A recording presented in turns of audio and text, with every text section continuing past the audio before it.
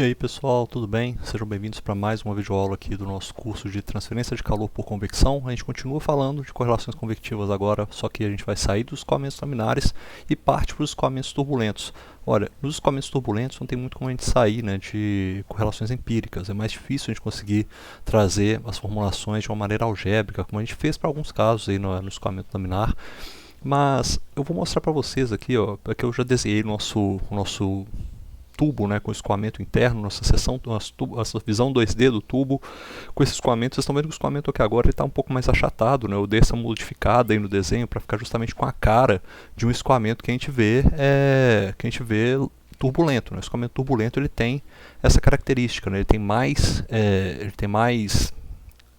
tensão cisalhante próxima à parede, porque a derivada da velocidade axial na direção radial ela é um pouco maior, ou seja, então ela é bem, na verdade, é bem maior, né? Então ela é muito mais aguda, essa variação de velocidade axial próximo da parede. Isso faz com que o perfil fique um pouco mais achatado, né? O perfil turbulento de velocidade dentro de um tubo é mais ou menos parecido com isso daí.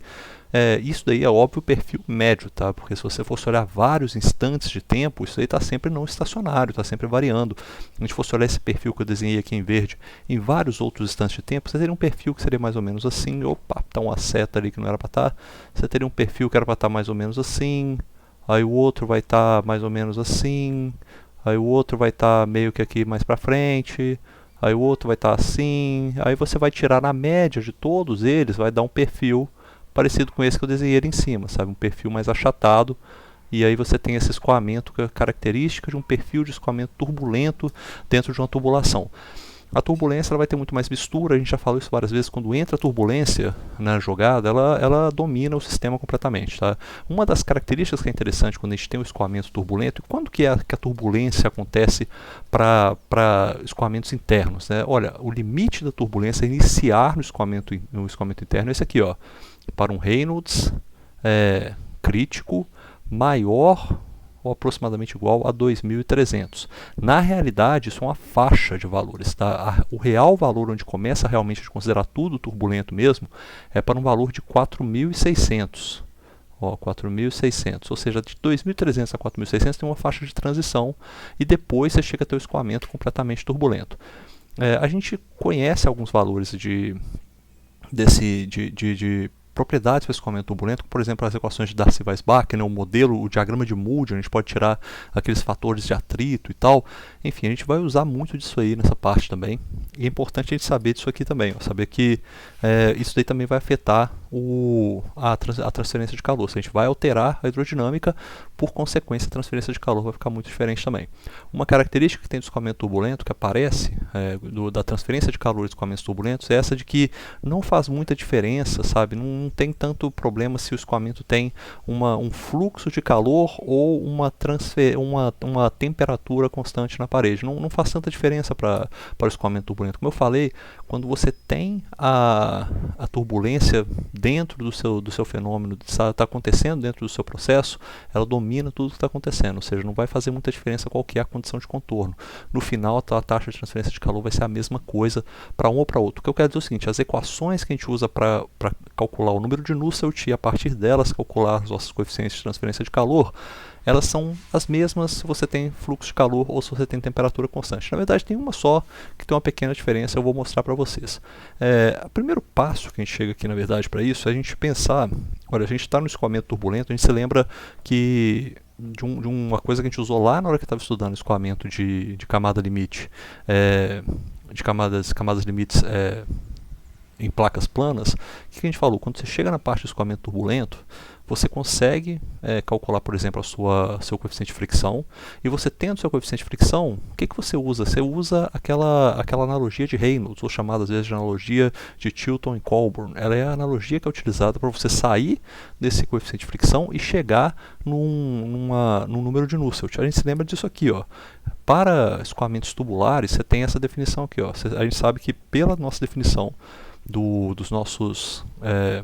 nossa analogia de Reynolds, a gente tem essa definição aqui, ó. A gente sabe que CF sobre 2 ele é igual a o número de Stanton multiplicado pelo número de Prandtl elevado a 2/3, certo?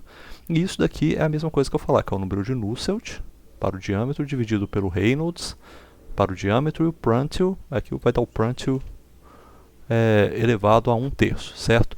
Ou seja, isso daqui ó, diz o seguinte: se eu souber qual que é o meu coeficiente de atrito para o escoamento turbulento, eu posso, a partir dele, encontrar qual que é o número de Nusselt, porque eu consigo calcular o número de Reynolds e pelas propriedades eu consigo achar o número de Prandtl também. Mas aqui você deve estar se perguntando, como é que eu acho esse coeficiente de atrito? Olha, lá no livro ele chega a falar dessa parte aqui, deixa eu mostrar aqui para vocês. Olha só, porque você tem uma certa condição, vou voltar nela aqui para eu poder demonstrar essa parte. Está lá nas considerações hidrodinâmicas. Você tem o fator de atrito, né? Que ele é dado dessa forma aqui, ó. Olha, você consegue encontrar o fator de atrito baseado no diagrama de Moody, certo? Você tem um certo número de Reynolds, você tem uma relativa rugosidade da parede, você consegue encontrar qual que é o seu fator de atrito para vários números de Reynolds, para vários tipos de tubulações que você tenha, certo? Aí você vai ter a região que é laminar, ele cai aqui com esse fator de atrito igual a 64 sobre o número de Reynolds, depois ele tem a região de transição e a região não linear, que é onde você vai ter tudo aí, dependendo do número de Reynolds, até chegar nesse platô, que os números de Reynolds começam a ficar muito altos, não varia mais o fator de atrito, né? Então, nessas condições aí, você conseguiria encontrar o fator de atrito, mas tem um detalhe também, né? O fator de atrito, a definição dele, deixa eu trazer ele aqui de novo, vou só colocar ele aqui de ladinho para mim, beleza? Só para eu aparecer aqui, e você tem o seguinte, a definição do fator de atrito é um parâmetro adimensional.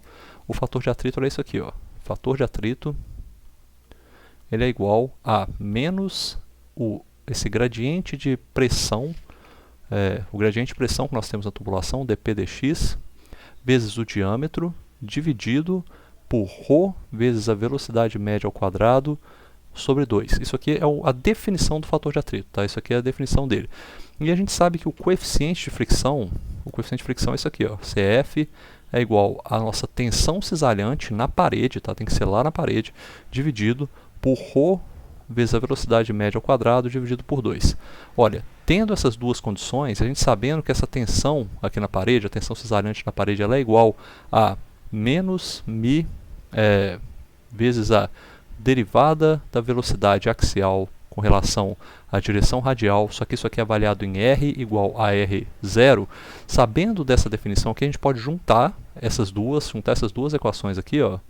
Junta essa aqui, pega a sua tensão cisalhante, joga ali no coeficiente de fricção, você acaba com essa relação aqui, ó. O seu coeficiente de fricção ele é igual a F sobre 4, ou seja, eu posso substituir esta definição aqui, ó, dentro da nossa fórmula aqui, essa fórmula que é a fórmula da analogia de Reynolds, ou também chamada analogia de Chilton e Colburn. Então você pode substituir isso aqui fica igual a F sobre 8, certo? Ou seja, já que CF sobre 2, então F era F sobre 4 e agora fica F sobre 8. Essa daqui, opa, eu estou com meu cabeção aqui na frente, vocês não estão vendo nada, né? Aí, ó. Então fica essa definição aqui de cima, ó. A gente vai usar isso daí. E o mais importante é o seguinte, para o caso dos escoamentos, vamos pegar uma condição, tá? A condição que você tem os tubos lisos, né? As tubulações com parede lisa. Eu vou botar isso aqui no lado. Eita, nós peguei o caneta errada. Deixa eu pegar de novo aqui, ó. Para a condição em que você vai ter a parede lisa, vou botar para parede lisa, ou seja, não tem rugosidade na parede, a gente tem equações que modelam essa transferência de calor na parede lisa, tá? Que modelam um fator de fricção, na verdade, para a parede lisa, tá? Elas estão dadas no livro de uma forma, estão dadas aqui na minha versão, elas são dadas de outra forma. Eu gosto de usar da versão desse livro aqui, sabe por quê? Olha só, vou mostrar para vocês, porque a versão que está no livro do Ingropera, nas últimas versões, ela usa um logaritmo. Ela é 0,790. Vocês vão ver a equação 8.21, a gente tem a equação para ela aí, mas aqui no livro ela está dada da seguinte forma, ó. Deixa eu ver. Tá, eu vou colocar aqui, ó, tem dessas duas definições. Então vou botar a primeira definição que está no livro na segunda versão, ó. Segunda versão do livro, ele dá essa definição aqui, ó, F é igual a 0,316 vezes o Reynolds d elevado a menos 1/4, isso aqui valendo para o Reynolds menor do que 2 vezes 10 a 4, 2 vezes 10 a 4 eu já aprendi algumas vezes, já é 20.000, né? Então beleza. Aqui, ó, para Reynolds menor do que 2 vezes 10 a 4, beleza? E deu uma outra correção, se o Reynolds for maior do que 2 vezes 10 a 4, isso aqui muda para 0,184 vezes o número de Reynolds elevado a menos 1 sobre 5. Ó, decaiu mais, fica mais, um decaimento mais um pouquinho mais rápido, né, eu acho, nessa região, né? Vai começar a decair um pouquinho mais rápido. O menos 1 sobre 4, eu acho que é um pouquinho mais lento, né, do que o menos 1 sobre 5. Isso aqui vai valer para um número de Reynolds, ó, Reynolds maior do que 2 vezes 10 a 4. Maior ou quase igual a 2 vezes 10 a 4. Na nova versão do livro, ele fala que é isso aqui, ó. Na nova versão atualizada do livro, deixa eu ver aqui, não vai caber não. Na versão atual, que eu acho que na minha época aqui a versão 8 para a versão 8, que é a versão que eu tenho, tá? Versão 8, ele simplesmente fala isso aqui, ó, que o fator de atrito é igual a 0,790 logaritmo neperiano de Reynolds menos 1,64. Isso aqui eu vou ter que jogar um pouquinho para cá, senão não vai caber.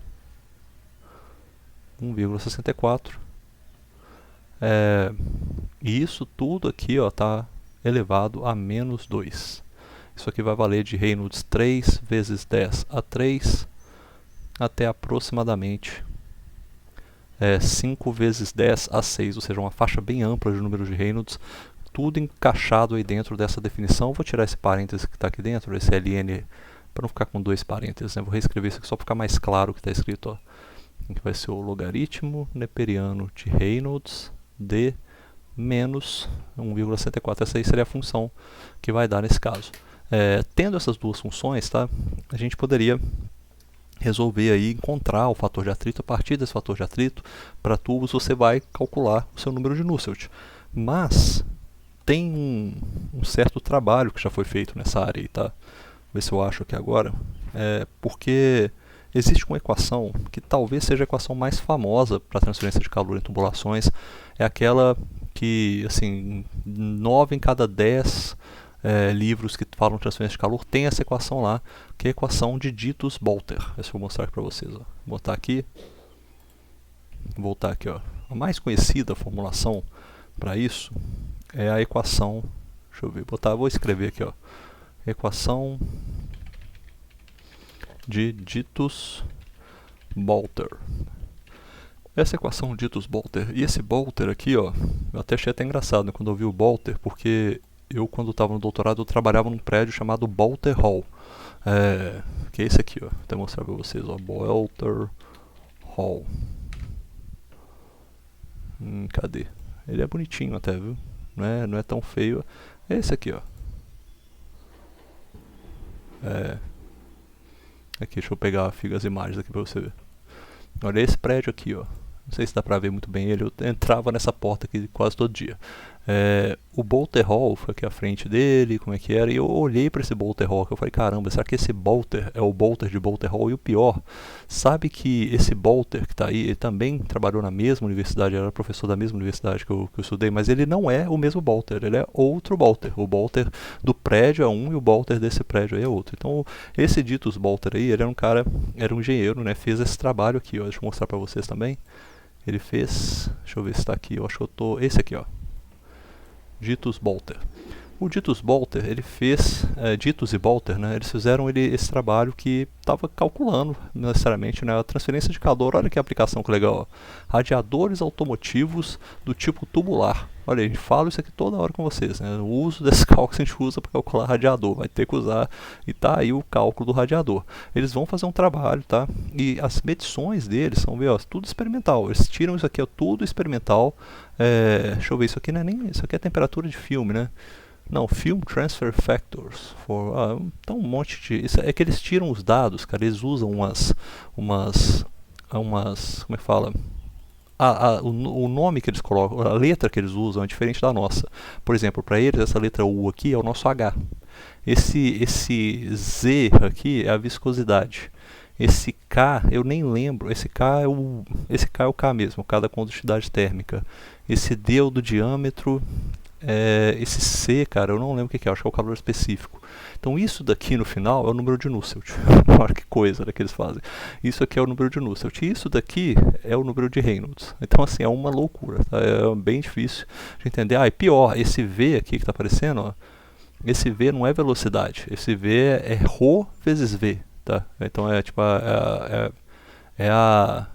fluxo de vazão mássica, né? Porque vai dar quilogramas vezes a velocidade, vai dar o quê? Deixa eu até botar aqui no papel. O que dá aqui? Quer ver? Vai dar ρ vezes V, dá o quê? Dá quilogramas por metro cúbico vezes metros por segundo. Ou seja, isso aqui dá quilogramas por metro quadrado segundo. Essa é meio que uma densidade de vazão mássica, tipo isso, sabe? Não sei nem o que seria isso daí, na verdade. Isso praticamente a vazão mássica, só que dividido pela área. Então, assim, essa definição deles aqui é uma loucura de se entender. Eu mesmo estava lendo e estava tendo uma dificuldade também de entender o que eles estavam fazendo, tá? Eu vou voltar aqui agora pro artigo deles. E aí, assim, mais engraçado, eles acham essas correlações e vão no final escrever a correlação que eles querem, que não é essa aqui ainda, ela tá aqui para baixo. É essa daqui, ó. Essa é a equação de Dittus-Bolter que eles encontram, tá? Mas muito depois, só que essa equação de Dittus-Bolter tem um problema, eles fizeram ela dimensional, né? Então assim, todos os valores que estão aí são dimensionais. Quem comenta sobre isso é esse cara aqui, ó. É o artigo do Winterton. Deixa eu mostrar para vocês aqui, ó. O artigo do Winterton, ele escreve justamente falando de onde é que vem essa tal da equação de Dittus e Bolter. Ele vai falar sobre ela, e uma das coisas que ele comenta é isso: a equação aparece, ela é uma equação que ela tem tudo dado em dimensional. Aí um tal de cara chamado McAdams, um outro pesquisador também, outro engenheiro trabalhando com isso, ele foi lá, pegou essa equação, adimensionalizou ela e no final ela deu isso aqui, ó. Deu essa equação, tá vendo? E ele identificou, falou, olha, a equação de Dittus-Bolter ela já tinha uma certa variação aqui de parâmetros, né? Se você estiver aquecendo o fluido ou se estiver resfriando o fluido, a potência a qual você leva o número de Prandtl é diferente. Mas ele encontrou essas equações aqui e aí ele falou, tá bom, essa aí é a solução que a gente tem. Ixi, rapaz, congelou minha câmera. Hoje tá difícil, minha câmera tá congelando muito, vou pegar muito vídeo assim hoje. E encontrou essa equação e aí depois ficou conhecida como equação de Dittus-Bolter, né? Mas quem realmente adimensionalizou ela foi o McAdams. E nessa coisa toda, a equação então hoje ela é conhecida dessa forma aqui, ó. A equação de Dittus-Bolter, deixa eu botar aqui para mim ver também, tá? Só um minutinho, pessoal, que eu estou voltando aqui. Opa, tô achando aqui a condição. Eu estava aqui, ó, achei, porque eu tô tendo que me achar aqui no livro também para não passar coisa errada, tá? A equação de Dittus-Bolter hoje, ela é essa aqui, ó. Pera aí, só um minuto, ainda estou olhando o livro aqui ainda. Pera aí, aí, beleza. Ó, a equação de Dittus-Bolter hoje, agora eu vou escrever aqui pra gente. A equação de Dittus-Bolter hoje é essa aqui, ó. O número de Nusselt, vou botar em preto, né, que eu sempre uso preto para as equações.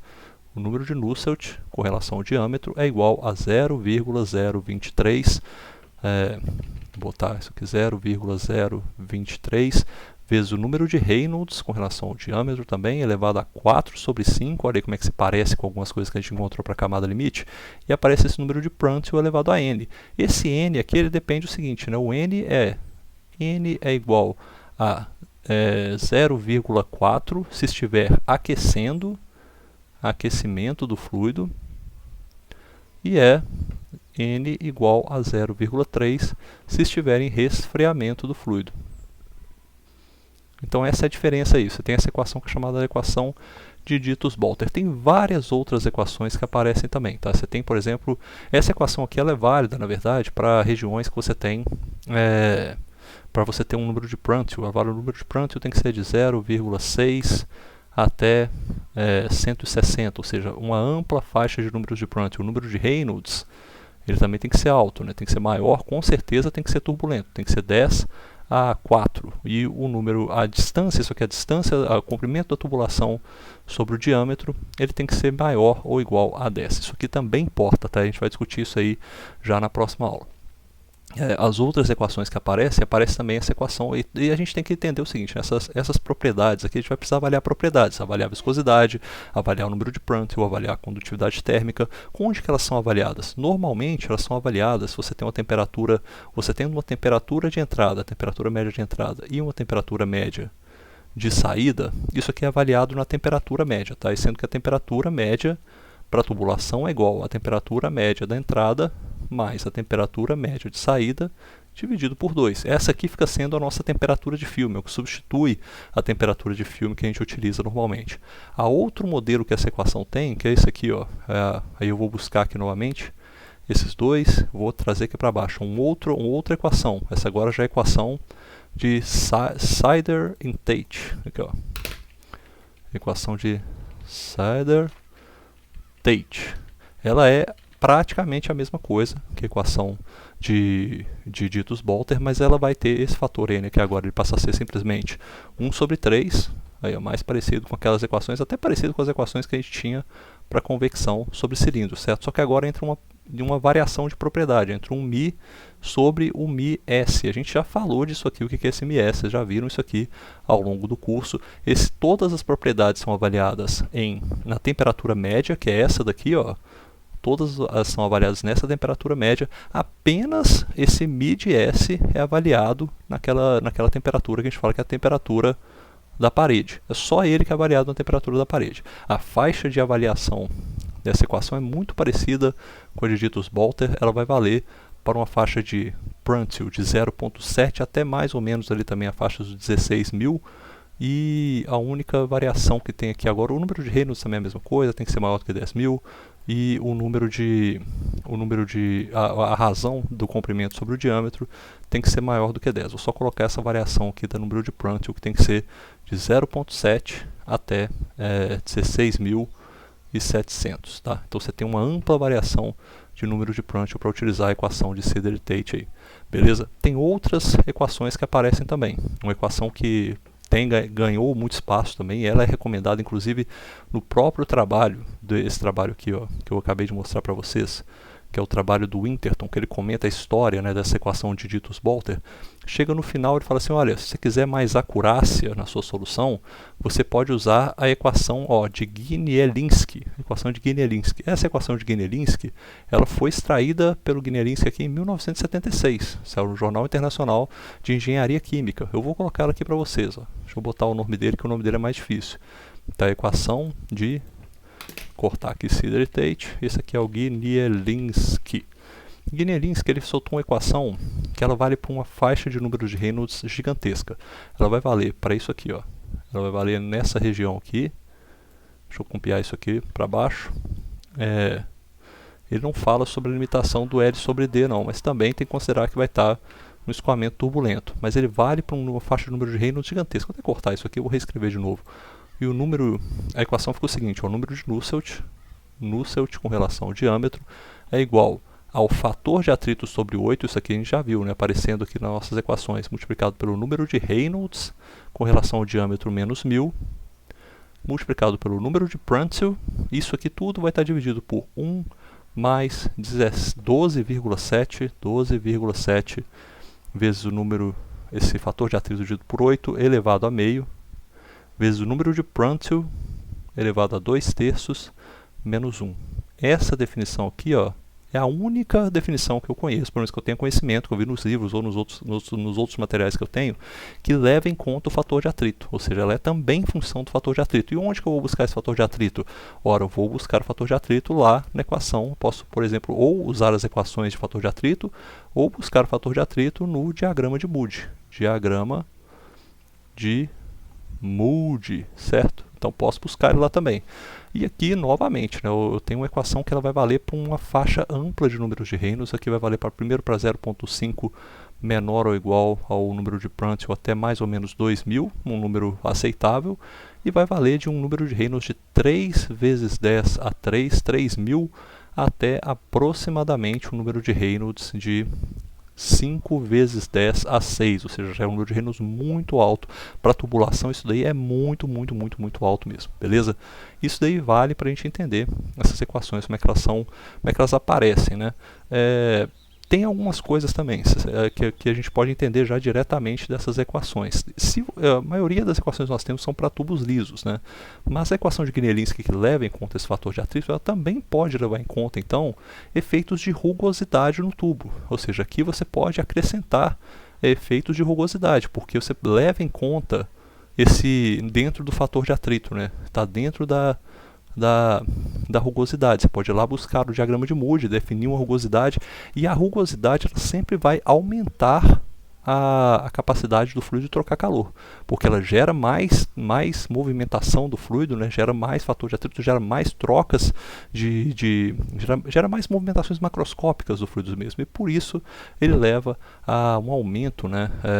A um aumento de troca de calor com o fator de atrito.